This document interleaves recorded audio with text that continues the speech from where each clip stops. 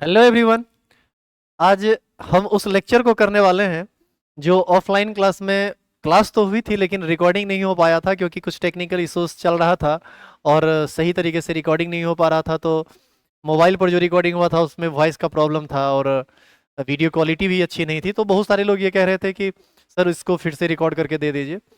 तो आज उसी चीज़ को हम दोबारा फिर से पढ़ेंगे। मैं खास करके उन लोगों को कह रहा हूँ जो हमारे ऐप से जुड़े हुए हैं, उनको थोड़ा ज़्यादा परेशानी हुआ है। जो बैच परचेज करके 99 वाला या 149 वाला जो इंग्लिश हिंदी मीडियम में पढ़े हैं, तो उनके लिए ये खास करके ये वीडियो लेक्चर है। और समझ में भी उनको आएगा जो रेगुलर पढ़े हैं, जो रेगुलर क्लास कर रहे हैं। अन्यथा समझ में नहीं आएगा। तो एक बार पीछे वाला लेक्चर देख के फिर इसको कंटिन्यू करेंगे आप लोग, ठीक है। और एक दूसरी बात ये है कि अभी क्लास में कोई भी लोग बैठे हुए नहीं है, एक हम हैं और यहाँ का सिस्टम और सामने ये बिल्कुल कैमरा जिस पर हम आपको पढ़ा रहे हैं। तो थोड़ा सा पढ़ाने का एक अलग अनुभव हमको भी मिलेगा और देखते हैं कि हम आपके साथ कितना अच्छा काम कर पाते हैं। तो आइए पढ़ाई की शुरुआत करते हैं। अच्छा, एक और चीज़, हिंदी मीडियम और इंग्लिश मीडियम दोनों को हम एक साथ लेके आज के इस लेक्चर में चलेंगे। इसलिए क्योंकि एक ही चीज़ को बार बार नहीं पढ़ाया जा सकता है। जहाँ तक लैंग्वेज की बात है, मैं हिंदी और इंग्लिश सेपरेटली लिख दूंगा या बोल दूंगा, आपको परेशानी नहीं होगी, ठीक है। तो चलिए शुरुआत करते हैं पढ़ाई की। ये जो रिएक्शन मैकेनिज्म का तीसरा लेक्चर था, यहां पर गड़बड़ी हुई थी। और तीसरा लेक्चर में आपको हम क्या बता रहे थे? आयनिक न्यूक्लियोफिलिक सब्स्टिट्यूशन रिएक्शन के बारे में। चलिए थोड़ा सा 5 मिनट उन चीजों को हम रिमाइंड करते हैं जो पिछले लेक्चर में हम लोग किए हैं। आपको बताया गया था कि आयनिक न्यूक्लियोफिलिक सब्स्टिट्यूशन रिएक्शन में रिएक्शन जनरली ऐसे लिखा जाता है। उसमें आपको लिखाया गया था a general reaction can be written as, ठीक है। ये कुछ ऐसा हम लिखे थे, ऐसा बताया गया था। और आपको ये बताया गया था कि ये रिएक्शन दो पाथवे को फॉलो करके हो सकता है। मतलब सब्स्टिट्यूशन, मतलब लिविंग ग्रुप निकलेगा, न्यूक्लियोफाइल इसके जगह पर जाएगा। तो ये जो सब्स्टिट्यूशन होगा ये आप दो तरीके से कर सकते हैं। कैसे कैसे कर सकते हैं? इसका पहला केस हम लोग पढ़ रहे थे और उस पहला केस का एनर्जी प्रोफाइल एक्चुअल में हमको बताना था, लेकिन थोड़ा गैप हुआ है, इसीलिए मैं थोड़ा सा आपको रिवाइज करा दे रहा हूं। आपको पहला केस में बताया गया था कि पहले मान लीजिए कि Cl, जैसे यहां पर हो क्या रहा है कि लिविंग ग्रुप हटेगा और न्यूक्लियोफाइल जुड़ेगा, तो दो काम होगा। एक, कार्बन और लिविंग ग्रुप के बीच का बॉन्ड टूटेगा और दूसरा काम होगा, कार्बन और न्यूक्लियोफाइल के बीच का बॉन्ड बनेगा। तो ये दो काम दो तरीके से हो सकता है। कैसे कैसे हो सकता है? फर्स्ट केस में आपको बताया गया था कि if Cl bond cleavage occurs first and then C nucleophile, मतलब carbon nucleophile bond is formed.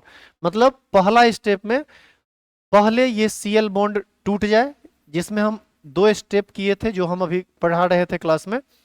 याद कीजिए, ये वाला आपको बताया गया था। ये टूटेगा और टूटेगा तो कार्बोकेटाइन इंटरमीडिएट का निर्माण करेगा और साथ साथ यहाँ से लिविंग ग्रुप निकलेगा। ये कार्बोकेटाइन इंटरमीडिएट था, आप याद करो, ये स्लो स्टेप था, इसीलिए हम लोग इसको आरडीएस कहते हैं। और सेकेंड स्टेप में आप याद करो, स्टेप 2 में आप याद कीजिए, इस कार्बोकेटायन पर न्यूक्लियोफाइल का अटैक हुआ था और न्यूक्लियोफाइल के साथ कार्बन जुड़ा था। आप याद करो, ये सब बात बता दिया गया है और ये फाइनली न्यूक्लियोफिलिक सब्स्टिट्यूशन प्रोडक्ट का निर्माण हुआ है। ये फर्स्ट स्टेप था और ये स्लो स्टेप था, जिसके वजह से रेट ऑफ रिएक्शन डिपेंड कर रहा था केवल इसके कंसंट्रेशन पर। और इस रिएक्शन का ऑर्डर एक आ गया था और इसका मोलिकुलरिटी भी एक आ गया था, क्योंकि आरडीएस से ही हम रिएक्शन का, किसी भी कॉम्प्लेक्स रिएक्शन का ऑर्डर निकालते हैं और मोलिकुलरिटी निकालते हैं। आप याद कीजिए, वहां पर हम लिखे थे R इज इक्वल टू के इंटू सबस्ट्रेट, जिसको आप ऑर्गेनिक रिएक्टेंट भी कह सकते हैं। यहां से आप याद करो, ऑर्डर आया था 1 और मोलिकुलरिटी आया था, ये भी 1 आया था। ऑर्डर 1 है तो ये फर्स्ट ऑर्डर रिएक्शन हो जाएगा, मोलिकुलरिटी 1 है तो ये यूनिमोलिकुलर रिएक्शन हो जाएगा। ये सारी बातें समझा दी गई थी। और इसके अंतर्गत जो इसका लैंग्वेज बनेगा वो सब हिंदी मीडियम और इंग्लिश मीडियम दोनों बैच में सेपरेटली बता दिया गया था पिछला लेक्चर में। आइए अब हम यहां से आगे बढ़ते हैं और आज का जो हमारा टॉपिक है, जो नई बात है, वो यहां से थोड़ा ढंग से हम चलेंगे। पीछे रिवाइज करा रहे थे, हमारा टॉपिक है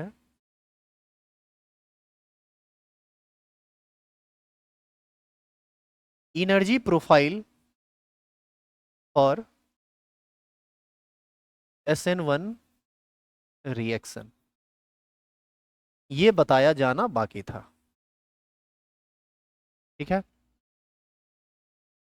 तो energy profile for SN1 reaction में जब हम एनर्जी का डायग्राम देखेंगे और एनर्जी रिएक्शन कोऑर्डिनेट के साथ, तो आपको ये पता चलेगा कि जब रिएक्शन हो रहा था तो रिएक्टेंट जो प्रोडक्ट में कन्वर्ट कर रहा था या इंटरमीडिएट में कन्वर्ट कर रहा था या जिस तरह का भी केमिकल चेंज वहां पर हो रहा था, उसमें एनर्जी का क्या रोल है, कहां पर एनर्जी ज्यादा है, कहां पर एनर्जी कमा है, कब क्या क्या हुआ है, इन चीजों को हम देखेंगे। जो चीज अभी हम आपको ग्राफिकली समझाने वाले हैं, इसी चीज को एक वीडियो क्लिप के सहारे आपको और बेहतरीन तरीके से समझाया जाएगा नेक्स्ट वीडियो लेक्चर में, लेक्चर नंबर 4 में, रिएक्शन मैकेनिज्म के लेक्चर नंबर 4 में। तो आइए इसका एनर्जी डायग्राम देखते हैं। देखो, हम दो एक्सिस लेते हैं, ये है एक्स एक्सिस और ये है वाई एक्सिस। ठीक है, हम यहां पर लेते हैं एनर्जी को, और इधर है, ये है रिएक्शन कोऑर्डिनेट।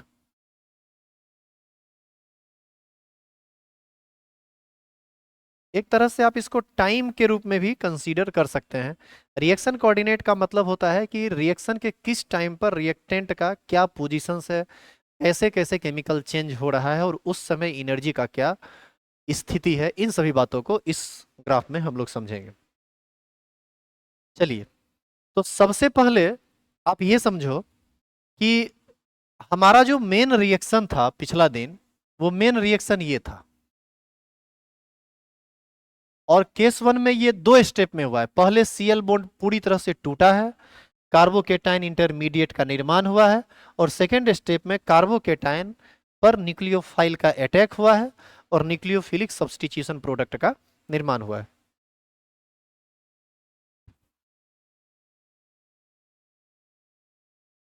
तो ऐसी स्थिति में ये रिएक्शन कितने स्टेप में हुआ है? ये रिएक्शन दो स्टेप में हुआ है। तो सबसे पहले ये बॉन्ड टूटेगा तब जब ये एनर्जी को एब्जॉर्ब करेगा, तो हम एक्चुअल में इसी को आर कह रहे हैं, और इस आर का पोजीशन हम मान लेते हैं, इस आर का पोजीशन हम मान लेते हैं यहां पर। थोड़ा ध्यान से देखिएगा, और यदि दिक्कत हो तो कमेंट बॉक्स में जरूर अपना कमेंट कीजिएगा, हम उसको, यदि आपको दिक्कत होगा तो फिर आगे के लेक्चर में समझा देंगे। ठीक है,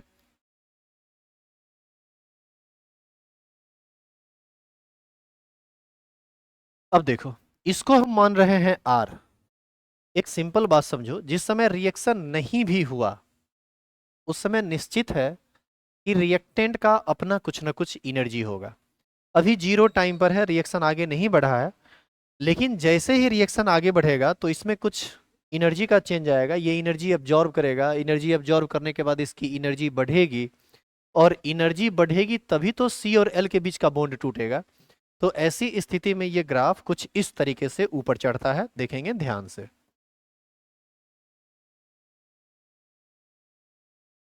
इस तरह से अब आप देखो, देखना जरा, ये R अभी हम इसको कह रहे हैं, यही है R। जब भी हम R लिखें तो आप ये समझ लेना। अब आप एक चीज देखो कि R की एनर्जी जैसे जैसे रिएक्शन आगे बढ़ा, रिएक्शन को हम कंडीशन दिए कि भाई अब रिएक्शन हो, तो जैसे जैसे ये रिएक्शन आगे बढ़ रहा है इसकी एनर्जी बढ़ती गई बढ़ती गई बढ़ती गई। ये है आपका पिक पॉइंट। ये एक्चुअल में ये R इस पॉइंट से लेके इस पॉइंट तक R के रूप में एग्जिस्ट कर रहा है, लेकिन जैसे जैसे ये एनर्जी एब्जॉर्ब कर रहा है ये बॉन्ड कमजोर पड़ रहा है और बॉन्ड धीरे धीरे ब्रेक करेगा, टूटेगा। तो ये जो पोजीशन है इसको हम लोग कहते हैं TS1। TS1 का मतलब हुआ transition state 1, first transition state आप इसको कह सकते हैं। तो इसको आप फर्स्ट ट्रांजिशन स्टेट कह सकते हैं। थोड़ा सा 1 मिनट रुकेंगे। चलिए देखिए, तो इसको आप फर्स्ट ट्रांजिशन स्टेट कह सकते हैं। अब ये फर्स्ट ट्रांजिशन स्टेट में एक्चुअल में क्या हो रहा है आप इसको देखो, यहां से लेकर यहां तक ये अपने आप को उसी रूप में एग्जिस्ट करके रखा हुआ है जिस रूप में ये था, मतलब ऐसे। लेकिन यहां के बाद ये बॉन्ड टूट गया, और बॉन्ड टूटने की स्थिति को हम ट्रांजिशन स्टेट 1 कहते हैं। यानी हम बाद में जब ट्रांजिशन स्टेट 1 की बात करेंगे या फर्स्ट ट्रांजिशन स्टेट की बात करेंगे तो वो कुछ ऐसी स्थिति होगी। बाबू यह वह स्थिति है जिसमें सी और एल के बीच का बॉन्ड ना पूर्ण रूप से टूटा हुआ है और ना ही ये पूर्ण रूप से जुड़ा हुआ है। इसी को TS1 कहा गया। और जैसे ही ये नीचे आया ये बॉन्ड कंप्लीटली टूट गया, इस पर निगेटिव चार्ज आ गया, इस पर पॉजिटिव चार्ज आ गया, और यहां पर कार्बोकेटायन का निर्माण हो गया। तो कार्बोकेटायन के निर्माण को हम यहां पर दिखा दिए। यानी ये वाला जो पॉइंट आप देख रहे हैं, ये वाला पॉइंट कार्बोकेटायन का पॉइंट है। इस जगह पर क्या बन गया? कार्बोकेटायन। इसको हम दोबारा फिर समझाएंगे ना, तो वहां पर आपको फाइनली ढंग से समझ में आएगा। यहां हो सकता है आपको थोड़ी बहुत दिक्कत हो। तो ये बन गया कार्बोकेटायन। कार्बोकेटायन मतलब क्या? ये बना, यही चीज बना है इस पॉइंट पर। अब सेकेंड स्टेप में क्या हुआ है कि इस कार्बोकेटायन पर न्यूक्लियोफाइल का अटैक हुआ है। अटैक होगा, कोलिजन होगा, तो निश्चित रूप से उस समय थोड़ी सी एनर्जी बढ़ेगी। और जब एनर्जी बढ़ेगी तो एनर्जी बढ़ने के बाद ये कुछ इस तरह से ऊपर चढ़ा, और ऊपर आके ये फाइनली प्रोडक्ट का निर्माण कर दिया। तो इस पॉइंट को हमने कहा कार्बोकेटाइन इंटरमीडिएट आप लिख सकते हैं, कार्बोकेटाइन इंटरमीडिएट। इस पॉइंट को कहा गया ट्रांजिशन स्टेट 2। इसको कहा गया TS2, यानी सेकेंड ट्रांजिशन स्टेट। ये हो गया फर्स्ट ट्रांजिशन स्टेट, ये हो गया सेकेंड ट्रांजिशन स्टेट। यहां पर देखिए, यहां से लेकर यहां तक की जो एनर्जी होगी, ये वाली, यहां से लेकर यहां तक की जो एनर्जी होगी, इसको हम कहते हैं EA1, यानी फर्स्ट एक्टिवेशन एनर्जी, यानी फर्स्ट स्टेप का एक्टिवेशन एनर्जी। रिएक्शन जितना स्टेप में होगा, हर एक स्टेप की अपनी एक्टिवेशन एनर्जी होगी, केमिकल काइनेटिक्स में आपको बताया गया था। और हर एक स्टेप की अलग अलग एक्टिवेशन एनर्जी होगी। जैसे देखिए, ये वाला एक्टिवेशन एनर्जी ज़्यादा है, जबकि आप यहाँ पर देखेंगे तो यहाँ जो एक्टिवेशन एनर्जी है ये कम है। इसको हम कह रहे हैं EA2। अच्छा, ये तो ऐसे भी आसानी से समझा जा सकता है, ये बात और आसानी से समझा जा सकता है कि फर्स्ट स्टेप स्लो हुआ था इसीलिए क्योंकि उसका एक्टिवेशन एनर्जी ज़्यादा था। सेकेंड स्टेप फास्ट हुआ इसीलिए क्योंकि इसका एक्टिवेशन एनर्जी कम है। तो यहाँ हम ये तो आराम से लिख सकते हैं कि EA1 जो होगा ये ज़्यादा बड़ा होगा किससे? EA2 से। तो आप इसको भी नोट कर लीजिएगा, ठीक है। अब देखो कैसे कैसे क्या क्या काम हुआ, कैसे कैसे हुआ, इस चीज को हम आपको थोड़ा और बेहतर तरीके से समझाते हैं। और पेन ड्राइव ले आइए तो वीडियो भी दिखा ही दें अभी। ऐसे नेक्स्ट लेक्चर में एक वीडियो दिखाया जाएगा, लेकिन उसी चीज को थोड़ा और हम दिखाते हैं आपको एक वीडियो के थ्रू। लेकिन पहले आप वर्बली ऐसे कुछ और समझिए। अभी जो ये रिएक्टेंट है, ये है, यही है आपका रिएक्टेंट।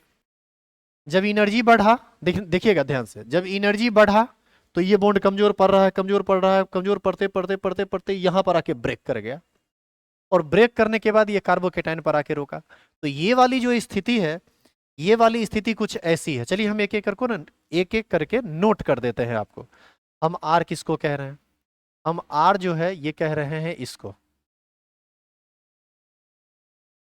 आर ये कह रहे हैं रिएक्टेंट। इसी को सबस्ट्रेट भी कहा जाता है, ऑर्गेनिक रिएक्टेंट है ये। TS1 किसको कह रहे हैं? फर्स्ट ट्रांजिशन स्टेट किसको कह रहे हैं? फर्स्ट ट्रांजिशन स्टेट कह रहे हैं जब ये बॉन्ड ना पूर्ण रूप से बना हुआ है ना पूर्ण रूप से टूटा हुआ है, क्योंकि ये जब एनर्जी को गेन किया तो ये बॉन्ड कमजोर हुआ और ये टूटने टूटने की स्थिति में आ गई। तो इसको हम इस तरह से दिखाएंगे, ये है आपका फर्स्ट ट्रांजिशन स्टेट। अच्छा, एक और चीज, जब ये इलेक्ट्रॉन लेके भागेगा तो इस पर आएगा पार्शियल नेगेटिव चार्ज और इस पर आएगा पार्शियल पॉजिटिव चार्ज। और जब ये बॉन्ड पूर्ण रूप से टूट जाएगा तो इस पर आ जाएगा कंप्लीट नेगेटिव और कार्बन पर आ जाएगा कंप्लीट पॉजिटिव। इंटरमीडिएट क्या है? कार्बोकेटायन, ये यही है आपका इंटरमीडिएट। यहां पर हम कार्बोकेटायन लिखे भी हैं, आप चाहें तो लिख सकते हैं कार्बोकेटायन इंटरमीडिएट। मीडिएट, ये लिख सकते हैं, ये स्ट्रक्चर ये है। अब आप देखो, रिएक्टेंट क्या था वो आपने देखा, transition state, first transition state क्या था वो आपने देखा, कार्बोकेटाइन इस जगह पर वो क्या बना वो आपने देखा। अब यहाँ पर न्यूक्लियोफाइल का अटैक होगा और यह वह जगह है जहां पर कार्बोकेटाइन से न्यूक्लियोफाइल जुड़ा हुआ भी नहीं है और अलग भी नहीं है, मतलब जुड़ने जुड़ने की स्थिति में है। तो इसको हम कैसे दिखाएंगे, कुछ इस तरह से, TS2, यहां पर हम इसको ऐसे दिखाएंगे।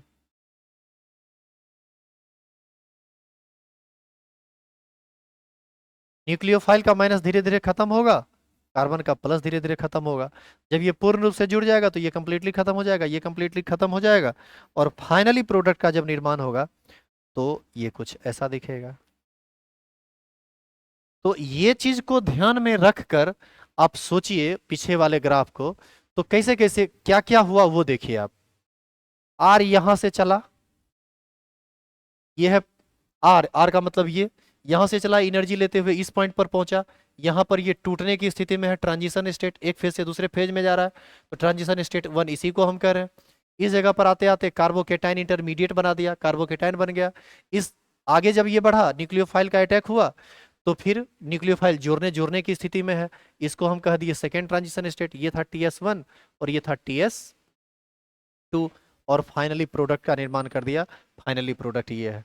यानी हम 5 स्टॉपेज को ध्यान में रखकर यदि सोचें, फर्स्ट स्टॉपेज जिस समय ये रिएक्टेंट बिल्कुल उसी रूप में है जिस रूप में हम इसको लिए थे, कुछ देर के बाद एनर्जी बढ़ी, ट्रांजिशन स्टेट में गया, यानी सेकेंड पॉइंट ये हो गया।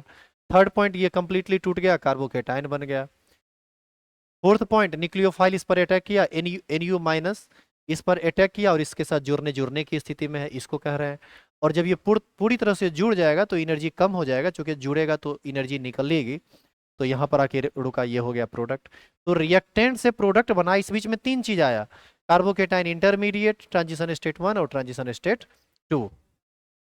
तो जो चीज हम यहाँ पर किए हैं वही ग्राफ पीछे बनाया हुआ है। तो आपको क्या करना है, सबसे पहले वीडियो को पॉज करके सबसे पहले आपको ये हेडिंग डालना है, शायद ये हेडिंग हम पिछले लेक्चर में डाल चुके थे, तो इस हेडिंग के बाद आगे आपको बढ़ना है, ये वाला ग्राफ उतारना है, इस ग्राफ को उतार लीजिएगा वीडियो पॉज करके, और उसके बाद नोट कर दीजिएगा इस ग्राफ में आने वाले हर एक टर्म को, कि आर क्या है, फर्स्ट ट्रांजिशन स्टेट क्या है, सेकेंड ट्रांजिशन स्टेट क्या है, कार्बोकेटाइन इंटरमीडिएट क्या है, फाइनल प्रोडक्ट क्या है, और उसमें एनर्जी का कैसे चेंज हुआ है, ये बड़ा है, ये टू छोटा है, मतलब first activation energy, first reaction का एक्टिवेशन एनर्जी बड़ा है, सेकंड का छोटा है, इसीलिए सेकंड स्टेप फास्ट होगा, फर्स्ट स्टेप स्लो होगा। इस सब चीज को बढ़िया से आप नोट कर दीजिएगा। तो ये था energy profile for SN1 reaction. अब एक बात बाबू यहाँ पर और ध्यान देने वाली बात है, कि इस पाथवे को फॉलो करने के दौरान कार्बोकेटायन इंटरमीडिएट का निर्माण हुआ। तो आप इस बात का ध्यान रखना कि आगे SN1 रिएक्शन कभी भी होगा तो वहां पर यदि रीअरेंजमेंट पॉसिबल है तो वहां रीअरेंजमेंट होगा, और तब जाके फाइनल प्रोडक्ट बनेगा, जैसा कि आपको रीअरेंजमेंट में बताया गया था। जैसे मान लीजिए यहाँ पर पॉजिटिव चार्ज है, यदि कोई ऐसा इंटरमीडिएट बना जिसमें इस पर पॉजिटिव चार्ज है, तो ये जरूर कोशिश करेगा कि हम इस पर आ जाएं और 2 डिग्री कार्बोकेटाइन का निर्माण कर दें, ताकि एक स्टेबल इंटरमीडिएट का निर्माण हो। तो इस बात का आप ध्यान रखना कि जब भी SN1 रिएक्शन होगा तो वहां इंटरमीडिएट बन सकता, इंटरमीडिएट कार्बोकेटाइन बनेगा, और इसीलिए वहां पर रीअरेंजमेंट रिएक्शन पॉसिबल है। तो आपका काम अब ये है कि पहले आप ग्राफ को खींचेंगे, ग्राफ के, सुनिए, इस वीडियो को पॉज करके पहले आपको ग्राफ खींचना है, इसके बाद इसको उतारना है, और इसको उतारने के बाद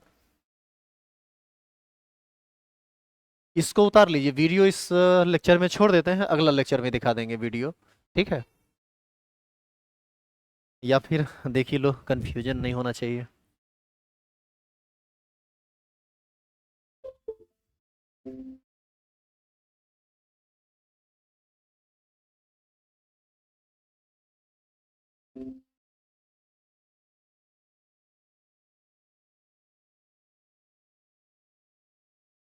Occurring. N indicates that a nucleophile is देखो SN1 का एनर्जी प्रोफाइल आपको दिखाया जा रहा है। देखो ये substitution reaction involving a nucleophile with one species involve in the slowest elementary step, जिसको आप रीडिटरमाइनिंग स्टेप कहते हैं। तो SN1 का तो मतलब आपको बताया गया था, वन स्पेसीज भाग ले रहा है, इसलिए यूनिमोलिकुलर न्यूक्लियोफिलिक सब्स्टिट्यूशन रिएक्शन। अब आप देखिए, जो चीज हम बताए हैं उसी चीज को इस वीडियो में अच्छी तरह से दिखाया गया है, ठीक है। Determining step. In tertiary.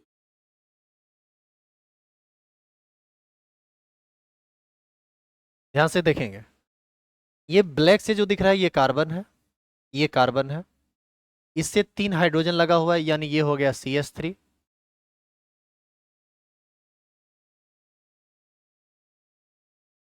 ये हो गया CH3, ये हो गया CH2, और ये जो पीला वाला आपको दिख रहा है एक्चुअल में ये है हेलोजन।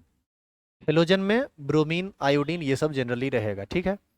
यदि आप इस हाइड्रोजन को हटा के कार्बन जोड़ दें यहां पर, ध्यान से देखना आप लोग, यदि ये तो CH3, ये H है, तो ये CH3 है, ये कार्बन है। अच्छा, यहाँ पर पार्शियल पॉजिटिव चार्ज इसलिए दिखा रहा है क्योंकि कार्बन और ब्रोमीन में इसका ज्यादा इलेक्ट्रोनिगेटिविटी होगा और इसका कम होगा, तो इस पर पार्शियल पॉजिटिव चार्ज आएगा और इस पर पार्शियल निगेटिव चार्ज आएगा। खैर ये तो अलग बात है, आगे की बात सुनिए। यहाँ पर अभी हाइड्रोजन लगा हुआ है, लेकिन आप चाहें तो इस हाइड्रोजन को हटाकर यहाँ पर कार्बन ले लें, यहाँ पर कार्बन ले लें, तो फिर यहाँ पर 3 हाइड्रोजन लग जाएगा, यहाँ पर 3 हाइड्रोजन लग जाएगा, और अब ये 3 डिग्री एल्काइल हैलाइड हो जाएगा।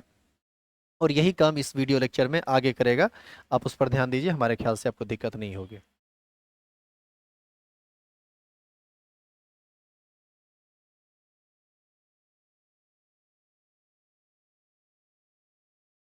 देखिए यहाँ पर ये जो घुमा रहा है ये CH3 को जोड़ेगा, ठीक है। अब ध्यान से देखो, ये 3 डिग्री एल्काइल हैलाइड हो गया, इसी को हम रिएक्टेंट माने हैं, ठीक है। जैसे पीछे वाला जो केस हम आपको बता रहे थे ग्राफ पर, उसमें और इसमें क्या अंतर है आप वो सोचो।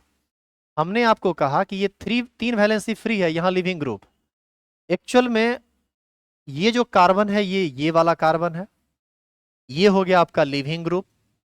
और हमने क्या कहा था कि 3 वैलेंसी हम फ्री करके दिखा देते हैं, उसमें आपको जो मन है जोड़ सकते हैं। यहाँ पर एक वैलेंसी से इधर CH3 जोड़ा, एक वैलेंसी से इधर CH3 जोड़ा, एक वैलेंसी से इधर CH3 जोड़ा। तो यहाँ पर सारी चीजों को जोड़ के बताया गया है, हम सिर्फ वैलेंसी को छोड़ के बताए थे। इस बात से कोई फर्क नहीं पड़ता है। दिक्कत हो तो कमेंट बॉक्स में जरूर लिखिएगा।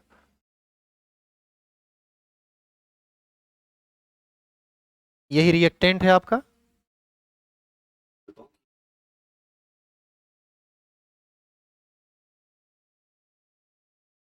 एक चीज समझेंगे, एटम को छोटा कर करके दिखाया जाता है तब ना आपको बॉन्ड दिखने लगता है, या उसके अंदर कौन एटम है वो दिखने लगता है। लेकिन वास्तव में कैसा होता है वो, वास्तव में तो एक एटम दूसरे एटम के साथ बिल्कुल रहता है, बॉन्ड बनाने के बाद तो ओवरलैप कर जाता है। तो ऐसी स्थिति में रियल में ये कंपाउंड कैसा होगा, इस चीज को इससे दिखाया है। अब देखिएगा ध्यान से, जैसे देखो क्लोरीन को इतना छोटा दिखा दिया गया था, पता चल रहा है कि ये इतना बड़ा है और इससे सटा हुआ है, इससे सटा हुआ है। तो ये 3 डायमेंशनली आप इसको बढ़िया से देख सकते हैं। ये सब CH3 है, ये CH3 है, इधर Cl है, अंदर में फिर पीछे में CH3 है। देखो आप ध्यान से देख रहे हैं, ये CH3 है। तो ये है हमारा रिएक्टेंट।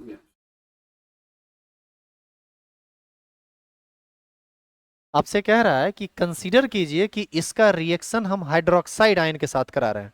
हाइड्रोक्साइड आयन यानी OH माइनस के साथ रिएक्शन करा रहे हैं।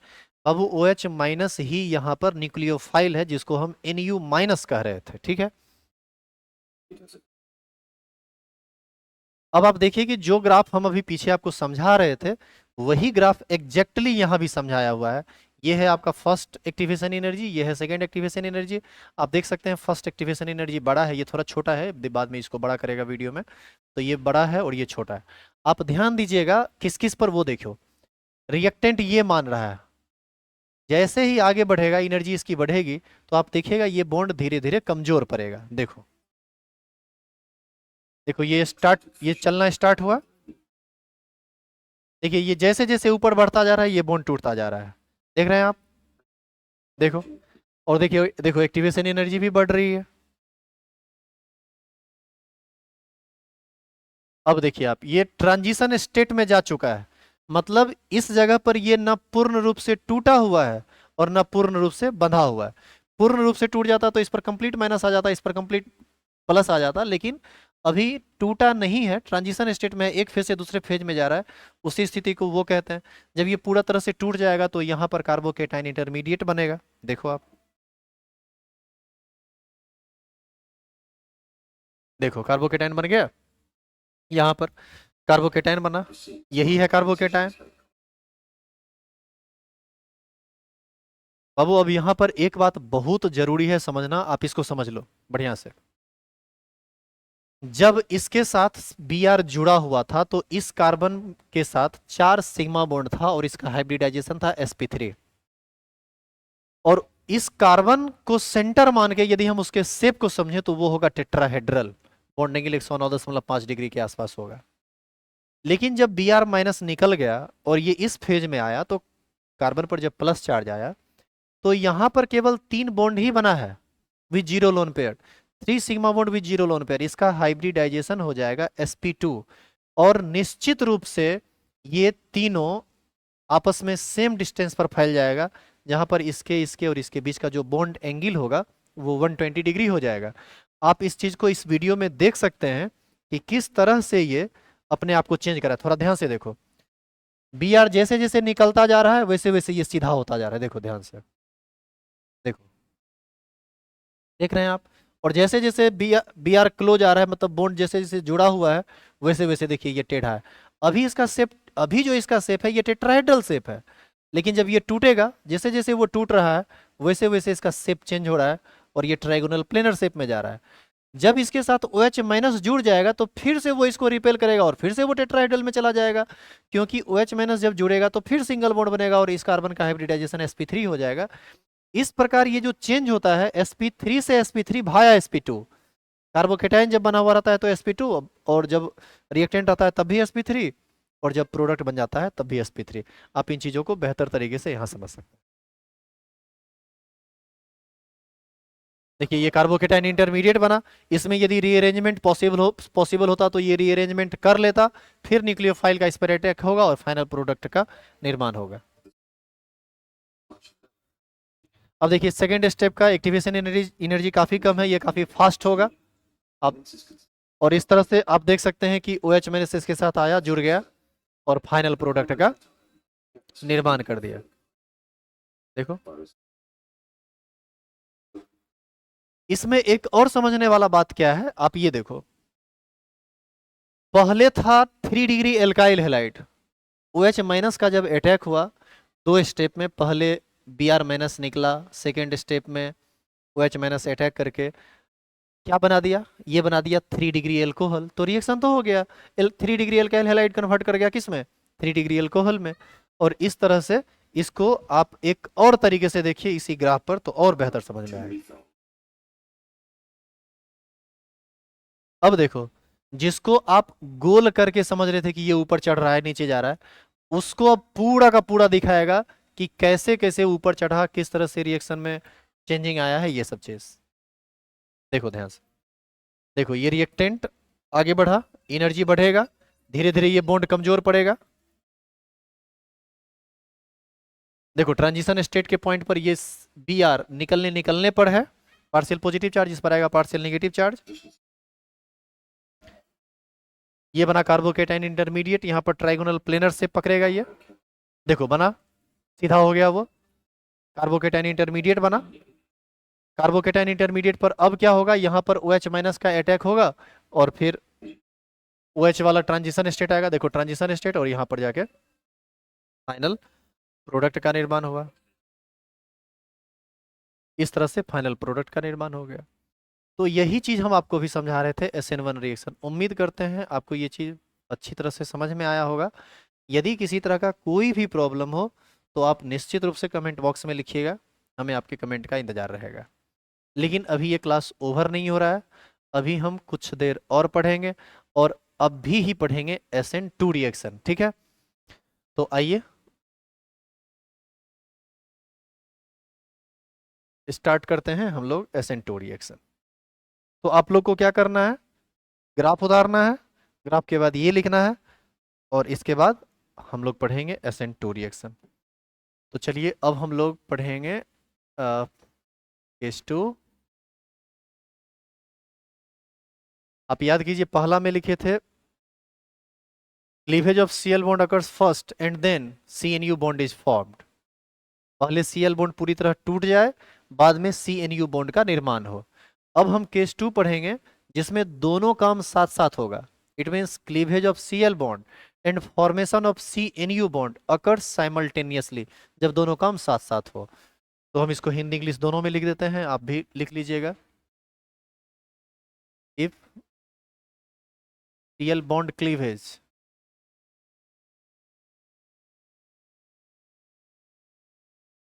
and CNU bond formation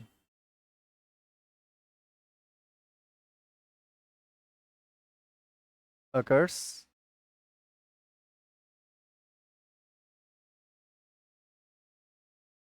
simultaneously। इसको हिंदी में यदि आप लिखना चाहते हैं तो इसमें आप लिख लीजिएगा यदि Cl बंधन का टूटना और CNU बंधन का बनना दोनों साथ साथ हो। मैं फिर से रिपीट कर रहा हूं, यदि Cl बंधन का टूटना और CNU बंधन का जुड़ना दोनों साथ साथ हो। जो लोग हिंदी मीडियम में है एक लाइन हिंदी में लिख लीजिएगा। आइए तो देखते हैं कि दोनों काम साथ साथ कैसे होगा। सबसे पहले आप ये बताओ कि रिएक्शन क्या होना है। रिएक्शन तो आपका यही होना है, बस इस बार तरीका बदलेगा। इसका भी आप ग्राफिकल रिप्रेजेंटेशन देखिएगा और इसका भी आप वीडियो देखिएगा। इसमें दोनों काम साथ साथ होगा। भाई दोनों काम साथ साथ होगा तो ये काम कैसे होगा आप इसको समझो। सबसे पहली बात, ये C रहा, C के साथ ये 3 बॉन्ड बना हुआ है, और ये रहा आपका लिविंग ग्रुप। इस पर अटैक होगा किसका, न्यूक्लियोफाइल का। न्यूक्लियोफाइल का अटैक होगा। तो इससे पहले कि हम आगे बढ़ें आप इसको समझो। इस कार्बन का हाइब्रिडाइजेशन sp3 है। इसका मतलब है कि यहां पर ये C इस बॉन्ड का जो फॉर्मेशन किया होगा, ये फॉर्मेशन हुआ होगा कार्बन के sp3 हाइब्रिड ऑर्बिटल और लिविंग ग्रुप के कोई भी ऑर्बिटल इसके साथ ओवरलैप किए होंगे और इस बॉन्ड का फॉर्मेशन हुआ होगा। हाइब्रिड ऑर्बिटल में आपको बताया गया था कि एक लोब छोटा होता है और एक लोब बड़ा होता है। तो इसका एक लोब छोटा होगा और एक लोब बड़ा होगा। तो इस स्थिति में आप इसको कैसे दिखाओगे, किस तरह से बॉन्ड का फॉर्मेशन होगा। तो एक तरफ से लिविंग ग्रुप का बॉन्ड टूटता चला जाएगा, न्यूक्लियोफाइल बैक साइड अटैक करेगा, और एक तरफ से C और L का बॉन्ड टूटता चला जाएगा, और दूसरे तरफ से बैक साइड से पीछे से कार्बन और न्यूक्लियोफाइल का जो बॉन्ड है वह दोनों आपस में जुड़ता चला जाएगा। तो यहां पर हम इस स्टेप को कैसे दिखाएंगे आप नेक्स्ट लेक्चर में देखिएगा। Attack of nucleophile in case of SN1 और SN2 रिएक्शन का डिटेल बात बताया जा चुका है, क्लास उसकी हो चुकी है, रिकॉर्डिंग भी हो चुका है, बस वीडियो को अपलोड नहीं किया गया है। इस लेक्चर को जैसे ही हम कंप्लीट करेंगे तो दोनों लेक्चर एक साथ अपलोड करेंगे, ठीक है, ऐप पर भी और यूट्यूब पे भी। तो यहां पर हम इस चीज को कैसे दिखाएंगे, तो इस चीज को ऐसे दिखाएंगे। देखो यहां पर C और L का बॉन्ड, न्यूक्लियोफाइल अटैक करेगा। न्यूक्लियोफाइल अटैक करेगा तो दोनों काम साथ साथ करना है, लिविंग ग्रुप को तोड़ना भी है, न्यूक्लियोफाइल को जोड़ना भी है। तो क्या कीजिए आप, कार्बन का ये जो 3 देखिएगा ध्यान से, कार्बन का जो ये 3 बॉन्ड है 1 2 3, इसके साथ कोई छेड़छाड़ आपको नहीं करनी है। इस तीनों बॉन्ड को हम ऐसे दिखा दिए। अब ये लिविंग ग्रुप क्या करेगा, धीरे धीरे बॉन्ड को तोड़ेगा। धीरे धीरे बॉन्ड को तोड़ेगा तो हम इसको टूटता हुआ दिखाएंगे। इस तरह से ये टूटेगा तो टूटता हुआ दिखाएंगे डॉटेड लाइन से। ये है आपका लीविंग ग्रुप। अच्छा एक बात बताओ, लीविंग ग्रुप हमेशा पेयर ऑफ इलेक्ट्रॉन लेकर निकलता है, तो यहां पर अभी बॉन्ड टूटा भी नहीं है और टूटने टूटने पर भी नहीं है, वो चीज वहां दिख रहा है। तो आपको ऐसा नहीं लगता है कि जैसे जैसे ये बॉन्ड तोड़ता चला जाएगा वैसे वैसे लिविंग ग्रुप पर चार्ज आता चला जाएगा? तो ऐसी स्थिति में इस पर क्रिएट होगा पार्शियल नेगेटिव चार्ज और इस कार्बन पर क्रिएट होगा पार्शियल पॉजिटिव चार्ज। लेकिन ये न्यूक्लियोफाइल जब इस पर अटैक करेगा तो कार्बन पर जितना पार्शियल पॉजिटिव चार्ज क्रिएट होगा उसको ये न्यूक्लियोफाइल का नेगेटिव न्यूट्रल करता चला जाएगा और पीछे से ये बॉन्ड बनाता चला जाएगा, कुछ इस तरह से।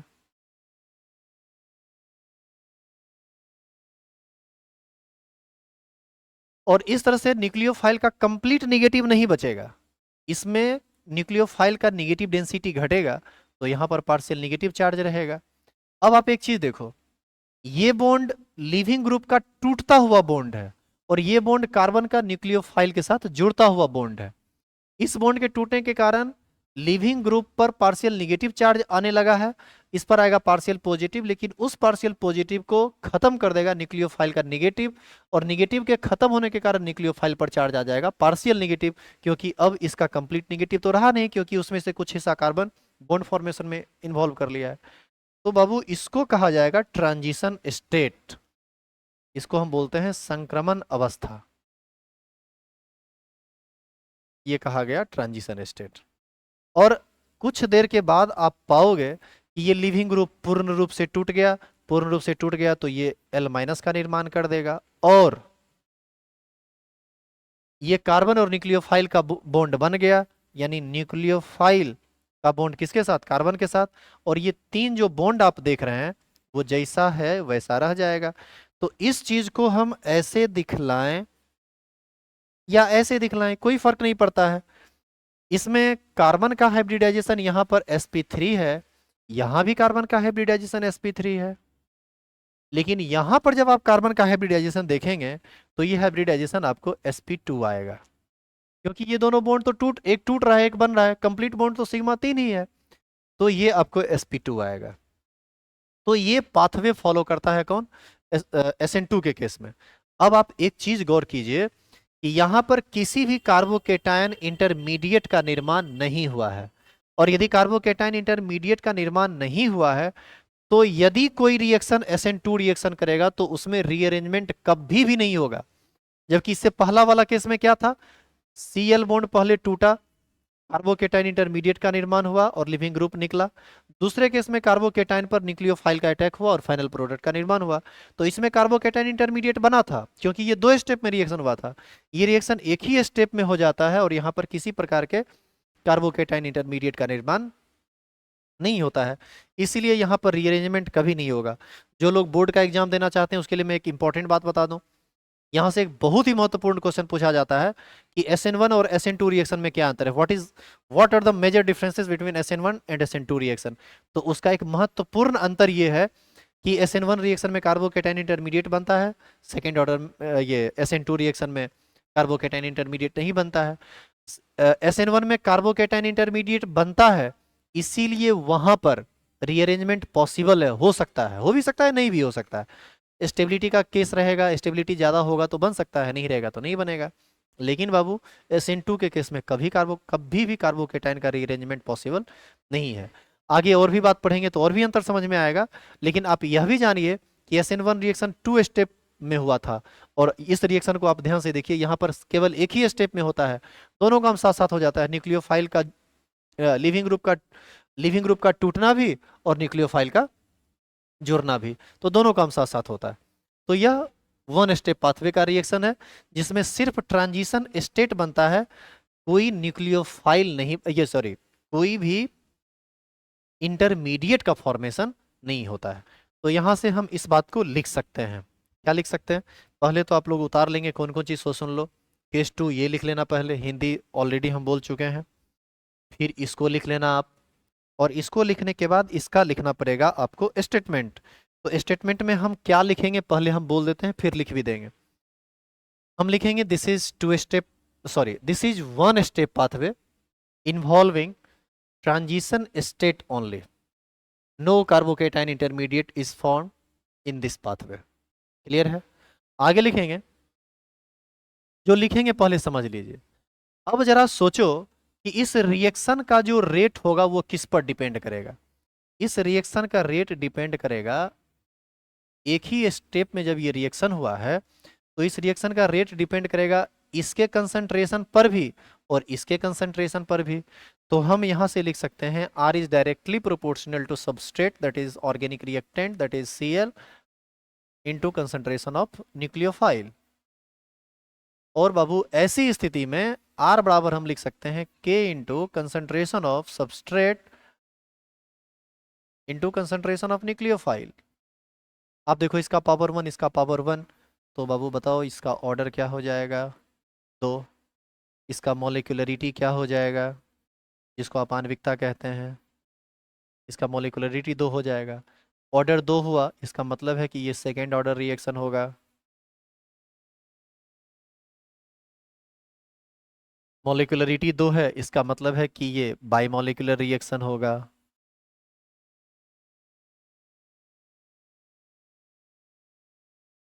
समझ गए?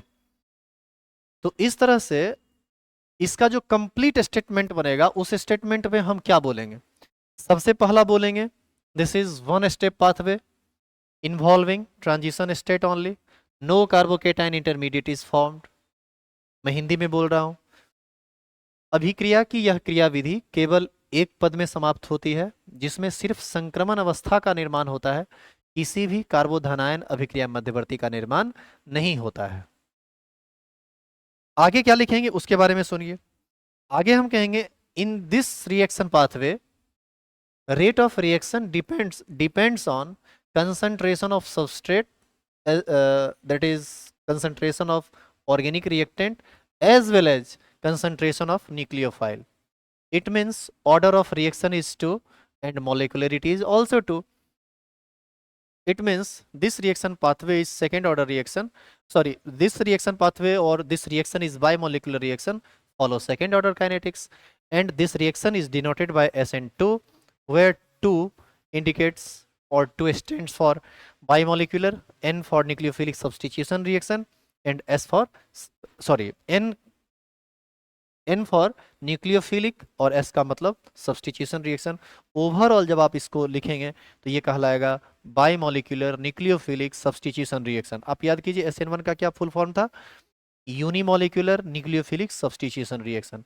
तो दोनों में क्या अंतर रहा? ये 2 स्टेप में हुआ, ये 1 स्टेप में हुआ। इसमें कार्बोकेटाइन इंटरमीडिएट बना, इसमें कार्बोकेटाइन इंटरमीडिएट नहीं बना। इसमें रीअरेंजमेंट हो सकता है, इसमें रीअरेंजमेंट कभी नहीं होगा।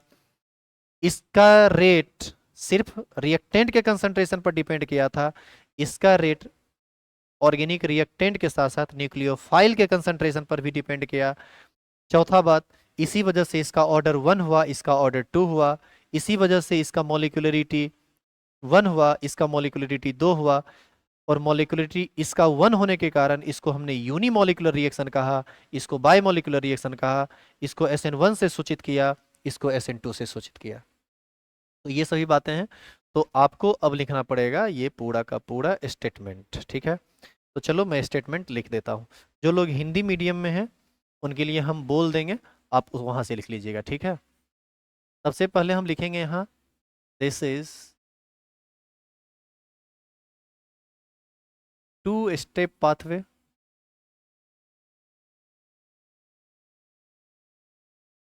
इन्वॉल्विंग transition state only,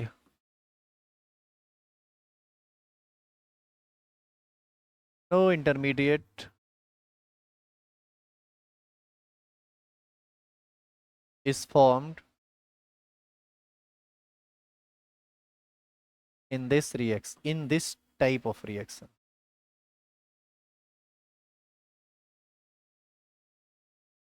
तो बाबू यहाँ तक का हम हिंदी बोल दे रहे हैं। जो भी लोग हिंदी मीडियम से हैं थोड़ा क्षमा चाहेंगे आपसे, सारी बात हम कितना लिखते रहे हैं, हम बोल देते हैं, आप उसको सुन के लिख लीजिएगा, ठीक है? वीडियो को पॉज करके हम आराम आराम से बोलते हैं। हम यहाँ लिखेंगे कि अभिक्रिया की यह क्रियाविधि केवल एक पद में समाप्त होती है, जिसमें सिर्फ संक्रमण अवस्था होता है, परंतु इसमें किसी भी कार्बोधनायन अभिक्रिया मध्यवर्ती का निर्माण नहीं होता है। तो आप वीडियो को पॉज करके थोड़ा इधर उधर करके देख लीजिएगा, हमारे ख्याल से आपको दिक्कत नहीं होनी चाहिए, ठीक है। आगे क्या लिखेंगे? आगे फिर लिखेंगे in this reaction pathway, paragraph change करके, इन दिस रिएक्शन पाथवे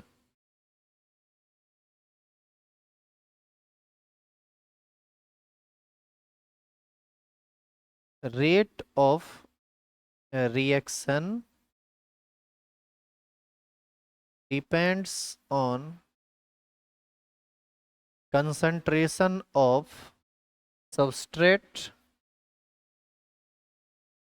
अब यहाँ पर सबस्ट्रेट का मतलब ऑर्गेनिक रिएक्टेंट से है, ऑर्गेनिक रिएक्टेंट का मतलब Cl से है, as well as concentration of nucleophile।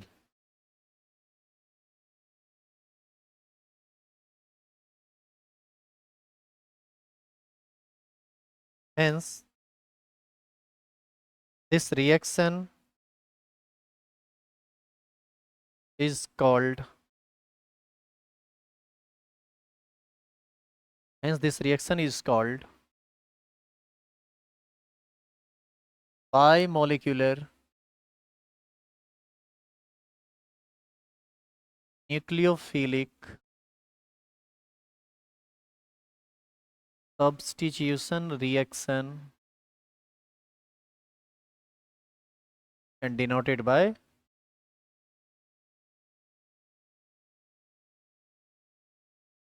SN2, ठीक है।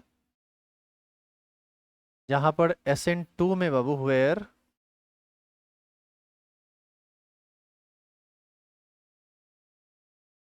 टू किसको इंडिकेट कर रहा है? बाइमोलिक्यूलर को। क्यों बाइमोलिकुलर कैसे हुआ? क्योंकि इस रिएक्शन में दो रिएक्टेंट पार्टिकल है ना, एक ही स्टेप में हुआ है और दोनों चीज आया है, सबस्ट्रेट भी, ऑर्गेनिक रिएक्टेंट भी और न्यूक्लियोफाइल भी, इसीलिए इसका मॉलिक्यूलरिटी 2 होगा। तो 2 इंडिकेट करेगा बाइमोलिकुलर को, N इंडिकेट करेगा न्यूक्लियोफिलिक को और S इंडिकेट करेगा सब्स्टिट्यूशन रिएक्शन को। तो उम्मीद करते हैं कि आपको इसमें परेशानी नहीं होगा। अब हिंदी में हम एक बार बोल देते हैं, जो रेस्ट पार्ट है उसको आप जो हिंदी मीडियम में है वो कर लीजिएगा।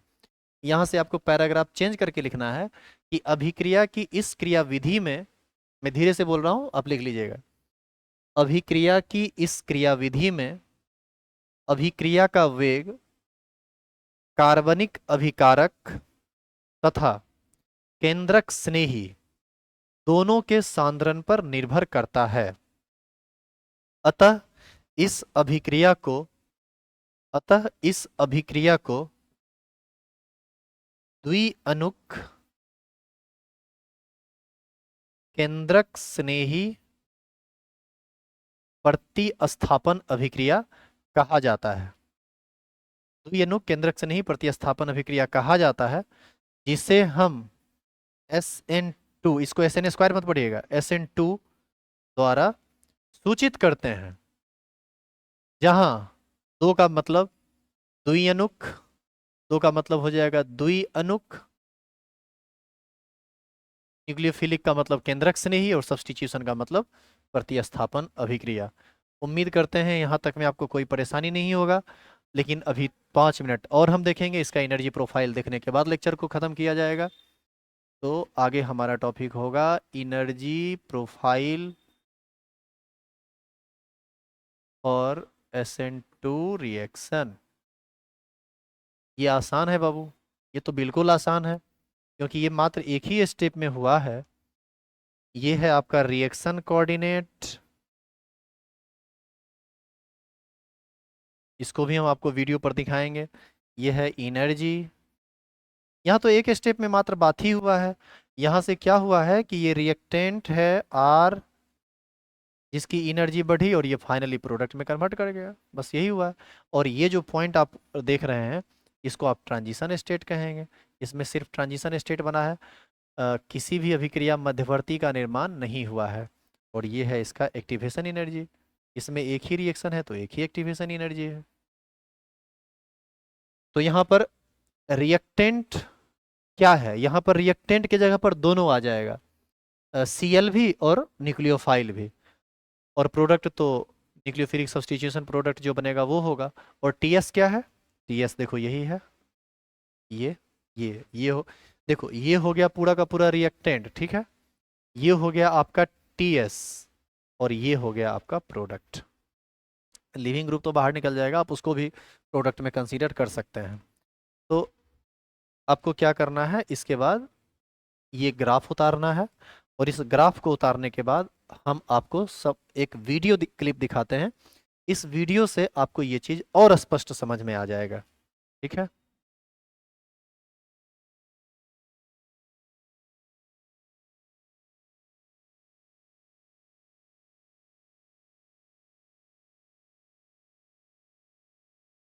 There's the reaction.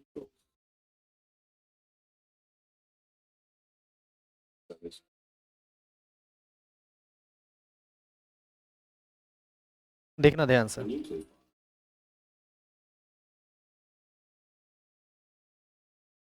देखिएगा, ये है CH3, ये है CH2 और ये हो गया Br।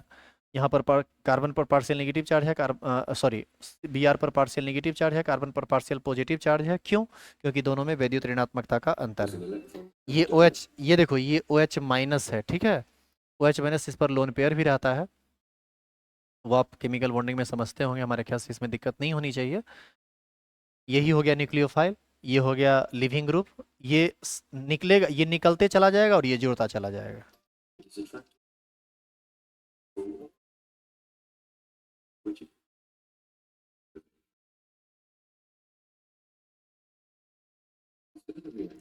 आप कमेंट जरूर कीजिएगा पढ़ने के बाद, आपके कमेंट का इंतजार रहता है मुझे।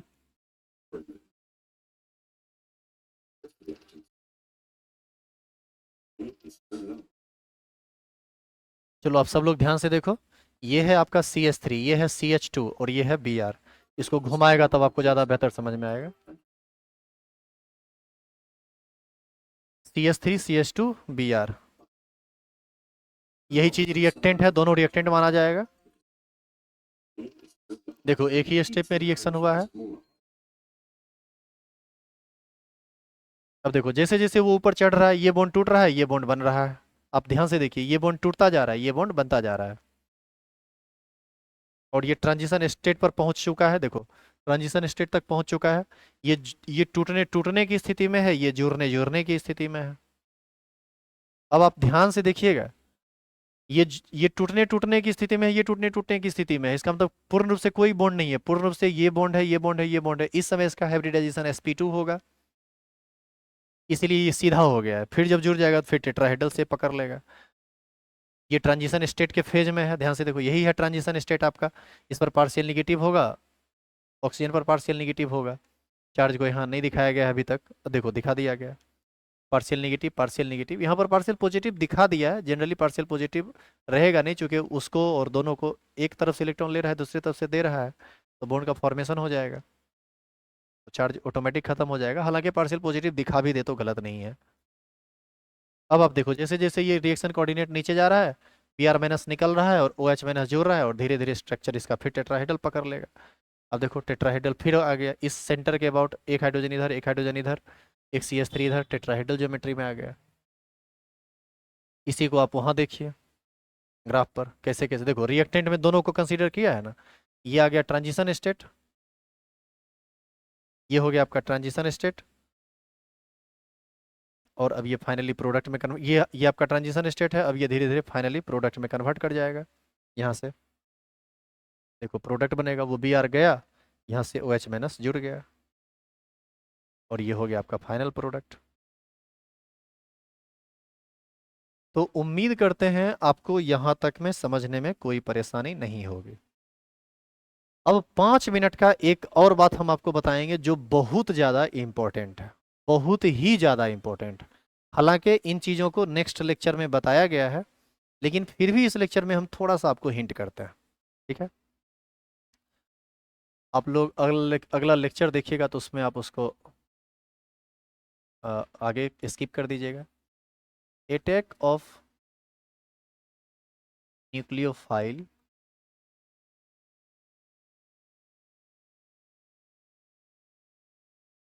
In case of SN1 reaction,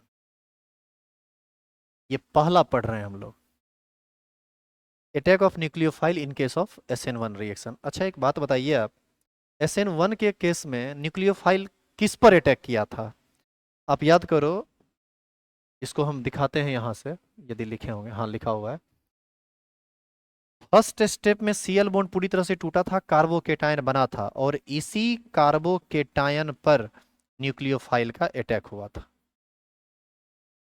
इस तरह से। तो वहां पर जो अटैक हुआ है,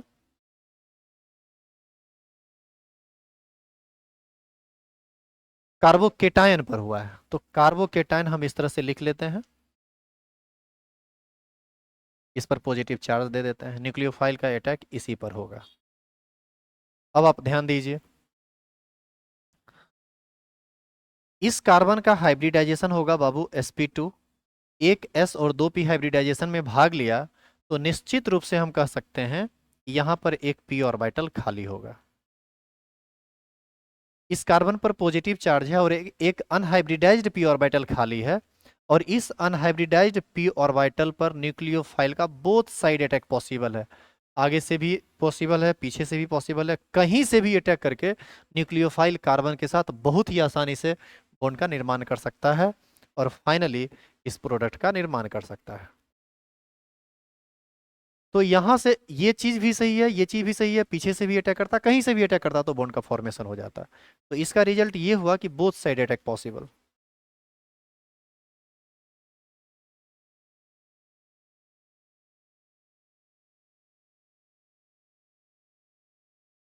अब आइए केस 2 में। In case of SN2 reaction, अब आप सोचो कि SN2 रिएक्शन के केस में न्यूक्लियोफाइल किस पर अटैक किया था? कार्बोकेटायन पर अटैक नहीं किया था, वो अटैक किया था Cl पर, ऑर्गेनिक रिएक्टेंट पर। तो आइए इसको देखते हैं। ये रहा आपका Cl, 3 बॉन्ड, ये Cl, इसी पर अटैक होना है किसका? न्यूक्लियोफाइल का। ये बहुत ही बेहतरीन बात है, इसको थोड़ा ढंग से आप देखिएगा सभी आदमी, ध्यान से। बीच बीच में आपको जो मैसेज आते रहता है उस पर थोड़ा कंट्रोल करके देखिएगा, तब आपको ज़्यादा बेहतर समझ में आएगा। देखो, यहाँ कार्बन का हाइब्रिडाइजेशन है sp3, तो निश्चित रूप से इस बॉन्ड का जो फॉर्मेशन हुआ होगा, इस बॉन्ड का फॉर्मेशन हुआ होगा sp3 हाइब्रिड ऑर्बिटल से, और sp3 हाइब्रिड ऑर्बिटल में एक लोब बड़ा होता है और एक लोब छोटा होता है। तो मान लीजिए कि ये बड़ा लोब है, ये छोटा लोब है, और बड़ा लोब से बॉन्ड का निर्माण हुआ है लिविंग ग्रुप का। यहां पर लिविंग ग्रुप सामने से अटैक नहीं कर पाएगा इस कार्बन पर, इसलिए अटैक नहीं कर पाएगा। किसके सामने से अटैक नहीं करेगा? लिविंग ग्रुप के सामने से अटैक नहीं करेगा। इसका एक नहीं बल्कि इसका 2 कारण है। देखिए क्या क्या कारण है। पहला कारण यह है कि न्यूक्लियोफाइल का इलेक्ट्रॉन और इस कार्बन और लिविंग ग्रुप के बीच का जो इलेक्ट्रॉन है, बॉन्ड पेयर इलेक्ट्रॉन, इसमें रिपल्सन होगा, क्योंकि इलेक्ट्रॉन इलेक्ट्रॉन एक दूसरे को रिपेल करता है due to same nature of charge. पहला बात यह है। दूसरा बात यह है कि जब ये ऑर्बिटल फुल फील्ड है ही, तो फिर ये न्यूक्लियोफाइल क्यों इस पर अटैक करेगा? जब ऑर्बिटल खाली ही नहीं है तो कैसे कैसे अटैक करेगा सामने से? तो सामने से यदि आप अटैक कराएंगे तो सामने से ये अटैक पॉसिबल नहीं है। ये अटैक जब भी होगा तो बैक साइड से होगा, पीछे से होगा। यानी इसका अटैक होगा इस डायरेक्शन में, इस डायरेक्शन में, यहां से। हाइब्रिड ऑर्बिटल का जो छोटा लोब है वो अटैक, वो उस पर अटैक होगा न्यूक्लियोफाइल का। ये कार्बन लिविंग ग्रुप से बेचारा ऐसे ही परेशान है, क्योंकि लिविंग ग्रुप ज्यादा इलेक्ट्रोनेगेटिव होता है जनरली कार्बन से, और ये चाहता है कि इस बॉन्ड पेयर इलेक्ट्रॉन को लेके भाग जाए। तो बेचारा कार्बन ऐसे ही पार्शियल पॉजिटिव चार्ज लेके त्रस्त में है। इस पर सहारा बनता है इसका nucleophile. Nucleophile back side attack करता है इस लोब पर जहां पर खाली जगह है, खाली डब्बा है, और जैसे ही न्यूक्लियोफाइल इस पर अटैक करता है, बस ये लोब बड़ा होने लगता है और ये लोब छोटा होने लगता है, क्योंकि लीविंग ग्रुप को भी आसान हो जाता है यहां से इलेक्ट्रॉन को निकालना। तो ऐसी स्थिति में क्या होता है, इसका स्ट्रक्चर देखो क्या होगा, धीरे धीरे ये लोब छोटा होने लगेगा और धीरे धीरे ये लोब बड़ा होने लगेगा। तो इसकी स्थिति कैसी बनेगी, आप उसको थोड़ा ध्यान से देखो।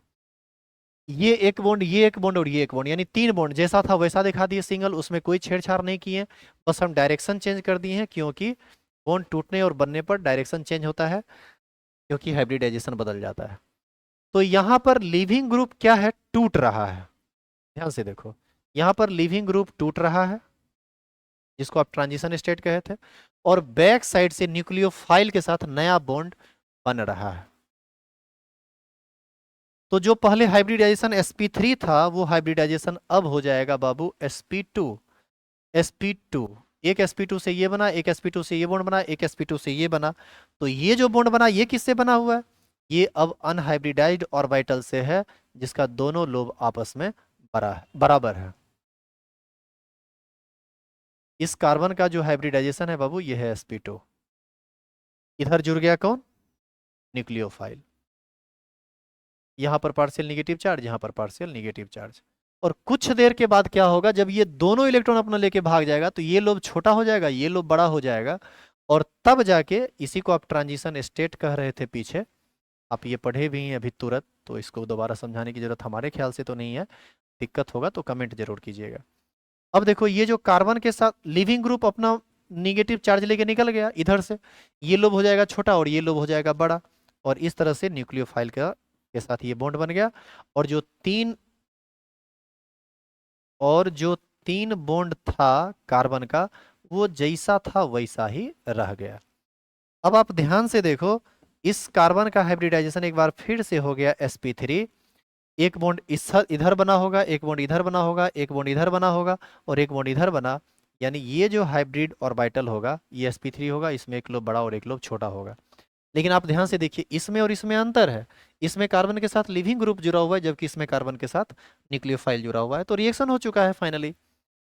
तो यहां से एक स्पष्ट बात क्या पता चला, कि इसमें आप बोथ साइड अटैक नहीं करवा सकते हैं, मतलब लिविंग ग्रुप के सामने से अटैक नहीं करवा सकते हैं। लिविंग ग्रुप के सामने से कभी अटैक होगा ही नहीं, ये हमेशा अटैक होगा बैक साइड से। तो यहां पर हम क्या लिखेंगे, ओनली, इसको आप नोट में लिख लीजिएगा आगे,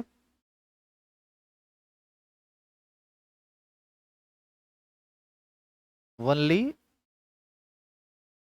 बैक साइड अटैक पॉसिबल।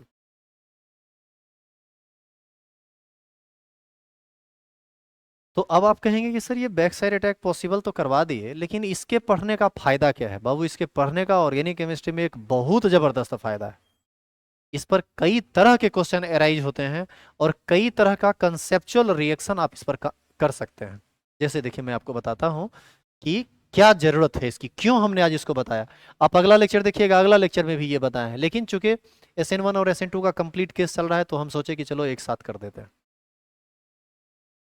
तुम ध्यान से देखो कि बैक साइड अटैक हमेशा होगा SN2 के केस में।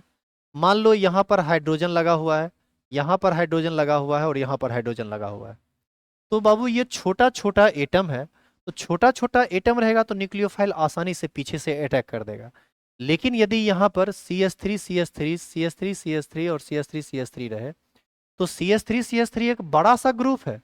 ये बड़ा सा ग्रुप इस छोटे लोब को इस तरीके से ढक लेगा कि न्यूक्लियोफाइल वहां तक पहुंच ही नहीं पाएगा, और कभी भी बैक साइड अटैक पॉसिबल नहीं होगा।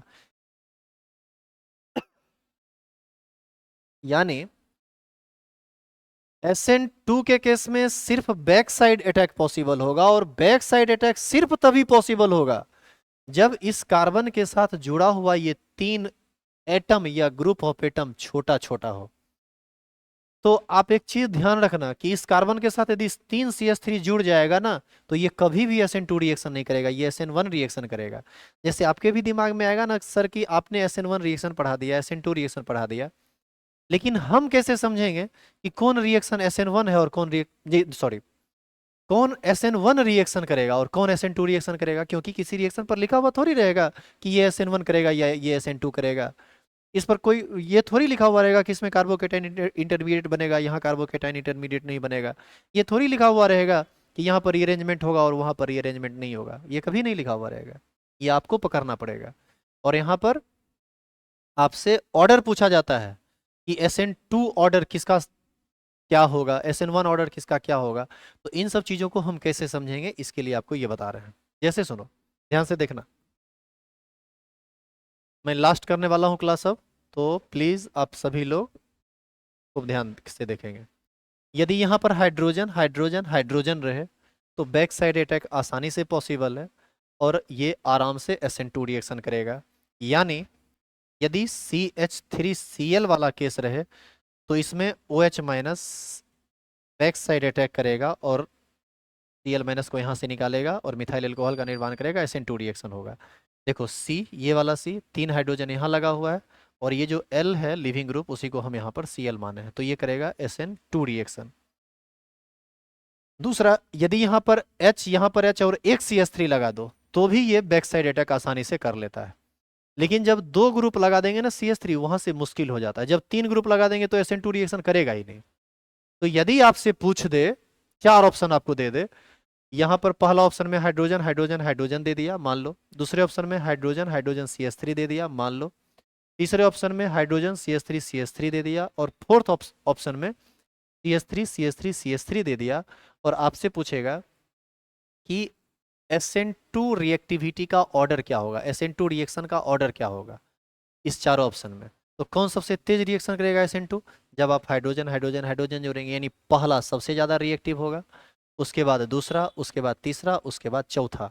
चौथा तो SN2 रिएक्शन करेगा ही नहीं, बैक साइड इतना बड़ा बड़ा ग्रुप है कि न्यूक्लियोफाइल को वहाँ तक पहुँचने ही नहीं देगा। तो फिर चौथा, जब CH3 लगा दिए, SN2 नहीं किया, तो फिर वो करेगा क्या बाबू? इसी केस में SN1 रिएक्शन होता है। और एक और अच्छा बात है, यदि आप यहाँ पर CH3 जोड़ दिए और लिविंग ग्रुप को निकालकर यहाँ पर कार्बन पर पॉजिटिव चार्ज डालेंगे तो 3 डिग्री कार्बोकेटाइन का निर्माण होगा। 3 डिग्री कार्बोकेटाइन एक स्टेबल कार्बोकेटाइन होता है, तो वो SN1 रिएक्शन करना चाहेगा, फिर वो SN2 रिएक्शन करना नहीं चाहेगा।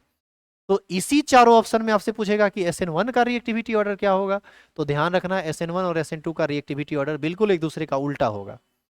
CH3 रहेगा तो वो सबसे ज्यादा रिएक्टिव होगा टुवर्ड्स SN1 रिएक्शन। CH3H रहेगा तो थोड़ा कम रिएक्टिव होगा SN2 के SN1 के टुवर्ड्स। HCH3 रहे तो वो SN1 रिएक्शन जनरली नहीं करता है, फिर वो SN2 रिएक्शन करता है। लेकिन यदि आपसे SN1 का रिएक्टिविटी पूछ रहा है तो वैसी स्थिति में सबसे ज़्यादा होगा 3 डिग्री वाला, उससे कम होगा 2 डिग्री वाला, उससे कम होगा 1 डिग्री वाला और सबसे कम होगा मिथाइल वाला। तो यहाँ से ये सब क्वेश्चन पूछा जाता है। आपसे क्वेश्चन ये भी पूछेगा कि निम्नलिखित ऑप्शन में से आप बताइए कि कौन SN2 रिएक्शन करेगा। तो आप कोशिश कीजिएगा कि 3 डिग्री अल्काइल हैलाइड को पकड़ना है। आपसे मान लीजिए पूछ दिया कि कौन SN2 रिएक्शन करेगा, तो आपको वहाँ पर या तो मिथाइल वाला पकड़ना है, नहीं तो 1 डिग्री अल्काइल हैलाइड को पकड़ना है। तो इन सब चीज़ों को सोच करके आप बहुत ही बेहतरीन तरीके से SN1 और SN2 के सारे एग्जाम्पल को ईजिली सॉल्व कर सकते हैं और उम्मीद करते हैं आपको ये सारी बातें पूरी तरह समझ में आई होगी। एक लास्ट बात 1 मिनट का बस और है, जिसको हम पहले भी बोले हैं, एक बार फिर बोल रहे हैं। किसी भी बोर्ड से आप हैं, आपसे ये क्वेश्चन पूछे जाने की बहुत संभावना रहती है कि what are the major differences between SN1 and SN2। क्योंकि अब ये समाप्त पर है, अब आप एक एक बात को समझ सकते हैं, इसीलिए हम इसको एक बार हिंदी में और एक बार इंग्लिश में बोल देंगे। ये आपको अभी लिखना नहीं है, नेक्स्ट लेक्चर में ये सब लिखा गया है, लिखाया हुआ है, हम ऑलरेडी लिखे हैं, बस एक बार बोल देते हैं। हम कह सकते हैं कि there are many differences between SN1 and SN2 reaction. बीचों बीच लाइन खींचेंगे, SN1 पहले लिखेंगे, SN2 बाद में लिखेंगे। SN1 में लिखेंगे पहला में this is 2 step pathway, SN2 में लिखेंगे this is 1 step pathway. SN1 का दूसरा में लिखेंगे carbocation intermediate is form in this type of reaction, और इधर लिखेंगे no carbocation intermediate is form in this reaction. तीसरा, चूंकि कार्बोकेटाइन बना है तो रीअरेंजमेंट होगा, तो हम SN1 के तीसरा में लिख सकते हैं रीअरेंजमेंट मे और may not occurs in this pathway. क्योंकि कार्बोकेटायन बनेगा तो जरूरी नहीं है कि हमेशा रीअरेंजमेंट हो ही, पॉसिबल होगा तो बन होगा, नहीं तो नहीं होगा। ये सब चीज़ पहले बताया गया है। और तीसरा SN2 का तीसरा, rearrangement never occurs in case of SN2 because carbocation intermediate is not form during SN2 reaction. हम बाद में हिंदी में भी बोलेंगे। चौथा ऑप्शन याद कीजिए, SN1 रिएक्शन का rate concentration of reactant, organic reactant and concentration of nucleophile दोनों पर डिपेंड किया था, जबकि SN2 के, ओ सॉरी हमने उल्टा कह दिया, SN1 के केस में सिर्फ कंसंट्रेशन ऑफ ऑर्गेनिक रिएक्टेंट पर डिपेंड किया था, जबकि उसमें कंसंट्रेशन ऑफ रिएक्टेंट और कंसंट्रेशन ऑफ न्यूक्लियोफाइल दोनों पर डिपेंड किया। तो हम SN1 का चौथा पॉइंट लिख सकते हैं, rate of reaction depends on concentration of organic reactant only, that is concentration of substrate only. जबकि SN2 में लिखेंगे rate of SN2 reaction depends on concentration of organic reactant that is substrate as well as concentration of nucleophile. पांचवा option इसमें लिखेंगे, पांचवा option में देखो याद करो, ये फर्स्ट ऑर्डर काइनेटिक्स था यूनिमोलिकुलर रिएक्शन, और ये बाईमोलिकुलर रिएक्शन था, सेकेंड ऑर्डर काइनेटिक्स था, सेकेंड ऑर्डर का रिएक्शन था। तो यहाँ हम SN1 में लिख सकते हैं unimolecular reaction follow first order kinetics, और इसमें लिख सकते हैं bimolecular reaction follow second order kinetics. These are the differences between SN1 and SN2 reaction. Hindi में मैं यदि कहूँ तो SN1 का पहला होगा, यह 2 पद में समाप्त होता है, यह इधर लिखेंगे यह 1 पद में समाप्त होता है।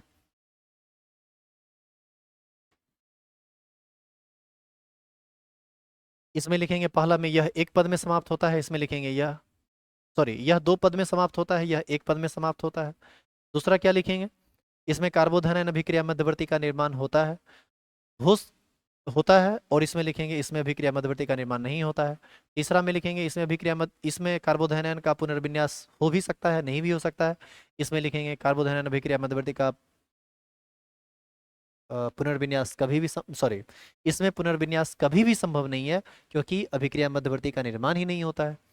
चौथा क्या लिखेंगे, इसमें हम लोग लिखेंगे इसमें अभिक्रिया का वेग सिर्फ कार्बनिक अभिकारक के सांद्रण पर निर्भर करता है।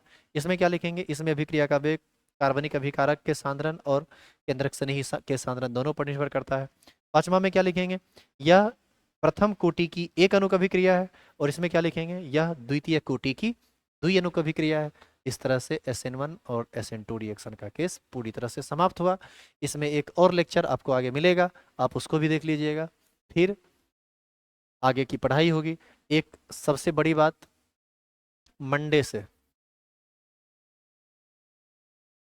यानी कल, आज संडे है, मंडे से ऑर्गेनिक केमिस्ट्री 12th का पहला चैप्टर स्टार्ट हो रहा है।